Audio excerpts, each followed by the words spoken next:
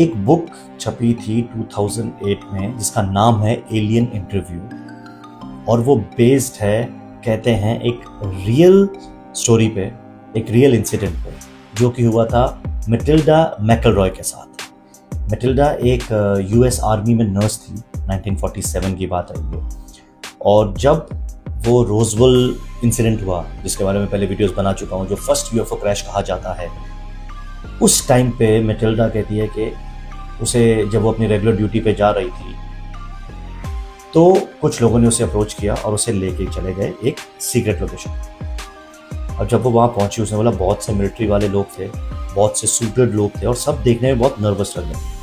इतने में एक कर्नल उन्हें अप्रोच करते हैं और उन्हें बताते हैं कि कल कुछ क्रैश हुआ है, उसमें एक बायोलॉजिकल बॉडी मिली है और हम चाहते हैं आप उसे चेक करो और ये देखो कि क्या उसे किसी इमरजेंसी या किसी मेडिकेशन की ज़रूरत है या नहीं। ये बहुत कंफ्यूज हो जाती है, बिकॉज उन्होंने ये नहीं बोला कि आदमी की बॉडी की, औरत की बॉडी, उन्होंने बोला बायोलॉजिकल बॉडी। वो साथ में चली जाती हैं और वो एक रूम के अंदर जाती है। उस रूम में एक कोने में एक एलियन फिगर बैठा होता है। उसकी हाइट होती है तकरीबन 3 फुट। देखने में सिर्फ 2 बड़ी आंखें, ना नाक है, ना मुंह है, ना कान है, हाथ में सिर्फ 3 उंगलियां हैं।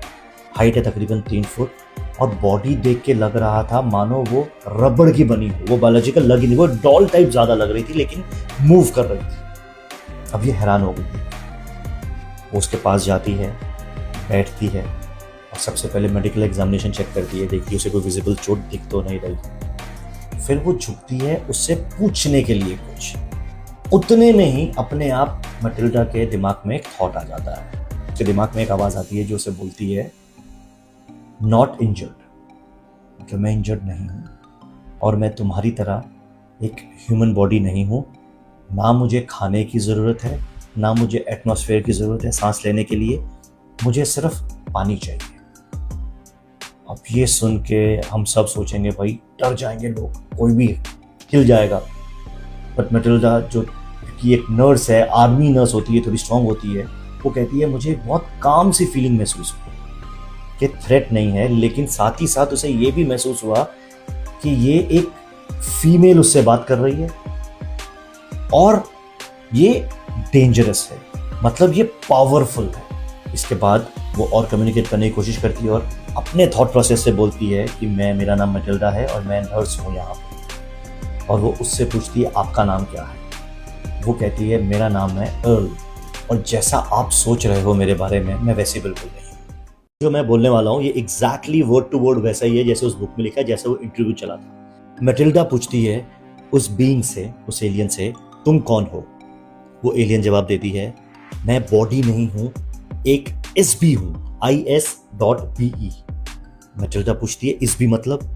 वो एलियन जवाब देती है, इमॉर्टल स्पिरिचुअल बीइंग, एक ऐसी बीइंग जो कभी ट्रूली मरता नहीं, इमॉर्टल। वाओ। फिर मैटिल्डा पूछती है क्या तुम एलियन बॉडी हो। वो जवाब देती है नहीं, बॉडी सिर्फ एक टूल है, एक व्हीकल है, मैं कॉन्शियसनेस हूं जो इसे ऑपरेट करती है। मैटिल्डा पूछती है ह्यूमंस भी ऐसे ही हैं। वो जवाब देती है हाँ, ह्यूमंस भी बॉडी नहीं हैं, वो भी इमॉर्टल बीइंग्स हैं, बस भूल चुके हैं। फिर मैटिल्डा उससे पूछती है, मैं आपको ना इंपॉर्टेंट क्वेश्चन छांट के बता रहा हूं, ये एग्जैक्टली उस सीक्वेंस में नहीं है, बट जो मुझे लगा बहुत रेलेवेंट है। तुम अर्थ पे क्यों आए। वो एलियन जवाब देती है मिशन ऑब्जर्वेशन था, उन्हें ऑब्जर्व करना था। अर्थ क्या एक स्पेशल जगह है। वो जवाब देती है अर्थ एक ऑर्डिनरी प्लैनेट नहीं है, ये एक प्रिजन प्लैनेट है। भाई अगर उस एलियन की बात मानी जाए तो अर्थ जो है वो एक प्रिजन है। प्रिजन मतलब एक जेल है। ये सुन के मैं बोला भाई ये क्या बोल रही है। मैटिल्डा पूछती है प्रिजन प्लैनेट मतलब। वो जवाब देती है एलियन, यहां अनवांटेड बीइंग्स को भेजा गया, इनकी मेमोरीज इरेज करके यहां ट्रैप किया गया, ये यहीं खत्म नहीं होता है। मैटिल्डा उससे पूछती है हम अपने पास्ट लाइफ या असल आइडेंटिटी क्यों नहीं याद रखते। अगर हम कोई और है, हमें यहां भेजा गया है, तो हमें क्यों याद नहीं है। क्योंकि तुम्हारी मेमोरी सिस्टम ब्लॉक की गई है, आपकी मेमोरी को ब्लॉक कर दिया गया है, इन्हीं लोगों ने किया है। किसने किया। Next question. वो जवाब देती है ओल्ड एम्पायर में। ठीक है ना भाई, ओल्ड एम्पायर कुछ फैसिनेटिंग होता जा रहा है। फिर मटिल्डा ने आगे भी कुछ सवाल किए हैं। एक बड़ा इंटरेस्टिंग क्वेश्चन था उसका, जिसमें उसने पूछा डेथ के बाद क्या होता है। यहां बहुत ध्यान से सुनना ये क्या बोल रही है। बीइंग बॉडी से निकलते हैं, फिर कैप्चर होते हैं, मेमोरी इरेज होती है, फिर नई बॉडी में भेज दिए जाते हैं। मतलब ये जो गीता में लिखा है कि आप मरते हो, आपके कर्मों अनुसार आपको फिर से जन्म मिलता है, आपको नया शरीर मिलता है, आप उसमें जीते हो, फिर अपने कर्मों अनुसार जब आपकी डेथ होती है फिर कर्मों अनुसार आपको नया शरीर मिलता है। तो मतलब बेसिकली ये जो साइकिल है ये चलती रहती है। यही कुछ जवाब दिया उसने। तो मटिल्डा पूछती है क्या डेथ फ्रीडम नहीं है? वो बोलती है यूजुअली नहीं। ह्यूमंस इतने कंफ्यूज क्यों हैं? उसका जवाब बेलें देती है बिकॉज मेमोरी लॉस है, मैनिपुलेशन किया जा रहा है, फियर सिस्टम और फॉल्स आइडिया को प्रमोट किया जा रहा है। तो वो उससे पूछती है फिर ये रिलीजन्स क्या है, कौन सा रिलीजन सही है? उसका क्या जवाब देती है? उसका जवाब उसको मिलता है कि रिलीजन सिर्फ और सिर्फ यूज किया जा रहा है लोगों को कंट्रोल करने के लिए। कि जितने भी धर्म बन चुके हैं, किसी की ये फिलॉसफी है, किसी की वो फिलॉसफी है, वो सिर्फ और सिर्फ कंट्रोल है, क्राउड मैनेजमेंट है, ताकि लोग डर के रहें, झुक के रहें। ओके। फिर मटिल्डा पूछती है क्या हम ह्यूमंस पावरफुल हैं? वो एलियन जवाब देती है बहुत पावरफुल हो, लेकिन आपको याद नहीं, क्योंकि आपकी मेमोरी वाइप ऑफ कर दी गई है। आप बेसिकली जेल में टाइम काट रहे हो। उन्होंने इस प्लैनेट को जेल बताया जहां पे सोल्स आके अपना टाइम निकालती हैं, जितना टाइम उनको दिया गया है, या जब तक वो खुद से ही चक्रव्यूह से बाहर नहीं निकल पाते। फिर वो मटिल्डा पूछती है तो कैसे याद आएगा वो इरेज मेमोरी?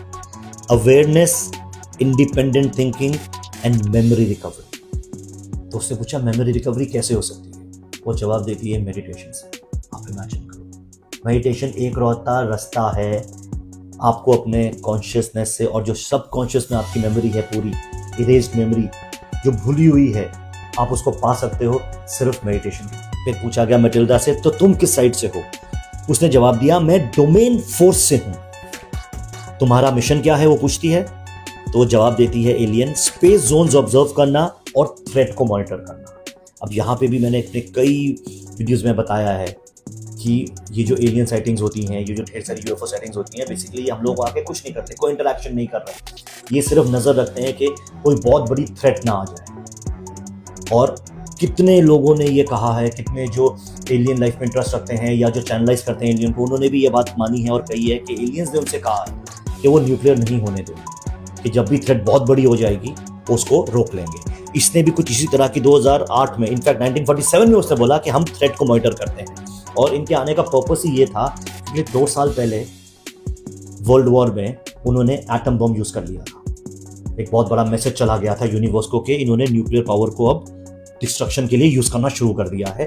तब से बोलते हैं मॉनिटर करना ज्यादा शुरू हो गया कि ये वापस नहीं होना चाहिए, इसलिए ये क्रैश हुआ। इससे ये भी पूछा गया ये क्रैश कैसे हुआ? वो बोलती है टेक्निकल खराबी आ गई थी मेरे स्पेसशिप में, इसलिए वो एक्सीडेंटली क्रैश हुआ है।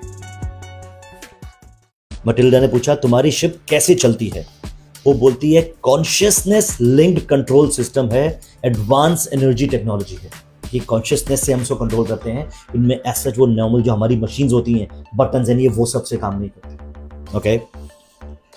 फिर मटिल्डा उससे एक सवाल पूछती है यूनिवर्स कितना पुराना है? एलियन जवाब देता है सिविलाइजेशन बहुत पुरानी है और ह्यूमन हिस्ट्री उसमें बहुत ही छोटा सा चैप्टर है।